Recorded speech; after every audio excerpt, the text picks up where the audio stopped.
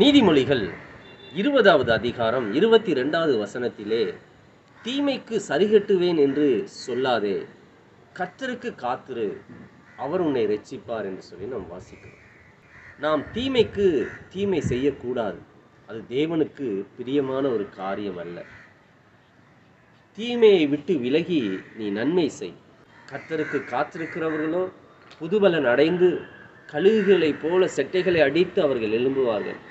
அவர்கள் நடந்தாலும் ஓடினாலும் களைப்படையார்கள். அவர்கள் சோர்ந்து போக மாட்டார்கள். ஆகவே நீங்கள் கர்த்தருக்காக நீங்கள் காத்திருங்கள். அவருடைய முகத்தின் இரட்சிப்புக்காக நீங்கள் காத்திருங்கள். நிச்சயமாக கர்த்தர் உங்களை ஆசீர்வதிக்கிறவர், உங்களை இரட்சிக்கிறவராக இருக்கிறார். ஆகவே தீமைக்கு தீமை செய்யாதிருங்கள். தீமைக்கு பதிலாக நீங்கள் நன்மையை செய்யுங்கள்.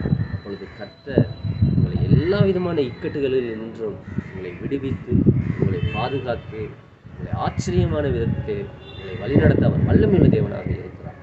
கர்த்தர் உங்களை ஆசீர்வதிப்பாராக.